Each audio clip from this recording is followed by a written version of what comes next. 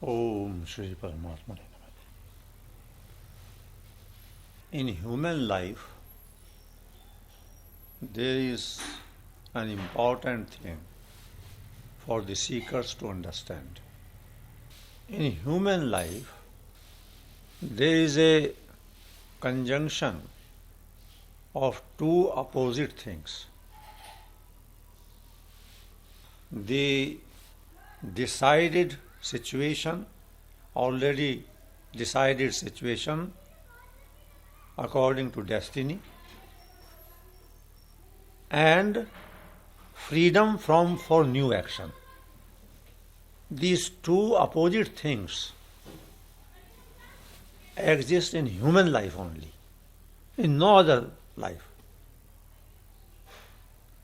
Destiny and new activity, they exist in human life, side by side. That's very important to understand. The situation you have got, the circumstances you have got, the birth, etc., etc., all the circumstances around you are according to your destiny. Nobody can do anything about them. They will come as they have to come, because they are the results of past actions. Destiny is decided before birth. Or we can say, as soon as some human being takes birth, birth starts from destiny. Birth is the result of past actions. In this way, everybody who is born has a sort of bondage of destiny. But while the circumstances of the destiny are existing, there is no bondage of new activity in those circumstances. And that is very important for the seekers. It is a part of my destiny, for example. I was to have such a house, wife, etc., etc., things like that. But whether I use this house for merrymaking only, for social parties, gatherings, or for spiritual activity, is not a part of destiny. It is my freedom in this life. You meet somebody, meeting the person is a part of destiny, and that person misbehaves with you. That is also a part of your destiny. Maybe in the family, maybe outside the family, anywhere. But after that person's misbehavior, what is your reply in response to the behavior is not a part of destiny. It is new activity. In a young age, you meet some man or woman towards whom you are attracted. A part of destiny. Nobody can avoid it. But after meeting and after knowing that there is attraction in you towards the person, what you do now is not a part of destiny. The responsibility will be yours. You are making destiny for future by doing this or that. By destiny you have got a lot of money, a part of destiny. But what do you do with the money is not a part of destiny.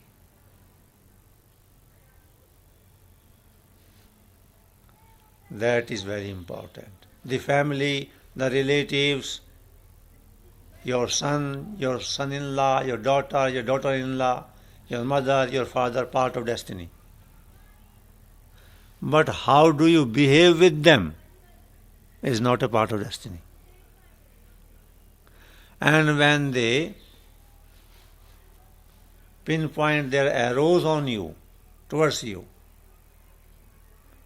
then what do you do in response to those piercing arrows of words is not a part of destiny. And it is here that spiritual, real spiritual behavior comes in. If you are a seeker, thank the person who throws arrows towards you. That person has given you the chance to develop tolerance. There is already tolerance. You are sitting in your room. Nobody is with you. Nobody is doing anything to you. And you say, I have a lot of tolerance. Right? There is tolerance. Yes, there is tolerance. No doubt. We don't doubt. You have tolerance.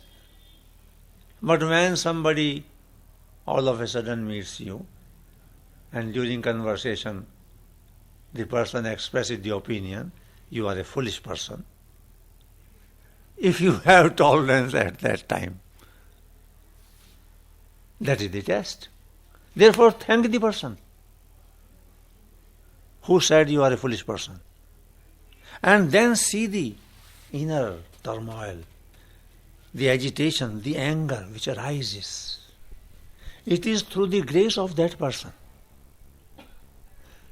That person has become an instrument of purification for you. God sent him or her to you. God wants you to get purified early. Therefore, critics are around you.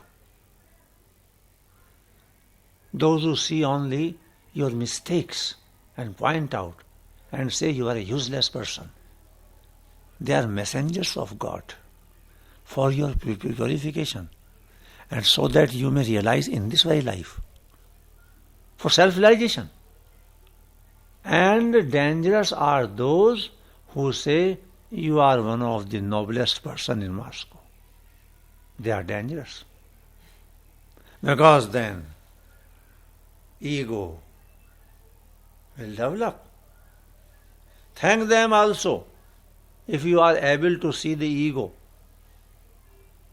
What I mean to say, every situation, every opportunity, every place is a place for situation and circumstances for spiritual evolution. This should be the attitude of the seeker. All the time God is showering grace, sometimes through this event, sometimes through that event, sometimes through this event. You go on watching yourself. This is the path by following which you can have self-realization very early. Very early. Every situation, every circumstance, every place, every person you are meeting, God is kind to you. You have decided that I want to get self-realized in this life. Therefore God says, all right, I help you. I help you like this. This attitude is more important than having some light inside in meditation. Sometimes you feel some exhilaration, some sort of concentration, a little peace. The first thing is more important, this attitude. Therefore, one of the greatest spiritual giants, Kabir, said, Nindak niyare rakhiye angan kuti chawai. Keep your critics nearer yourself. If possible, have their tent in your courtyard. Have their placement, their residence near in your courtyard, near your room. If possible, in your room. They criticize you. This is the path. Like this. At least I did it. By the way, I don't want to say about myself. but sometimes out of love, not for self-adulation, for love. I say, I did it. In every situation, everywhere, I found God's indication like that. But then I read in great saints' literature also the same thing. So this thing came to my mind to tell you. Every situation.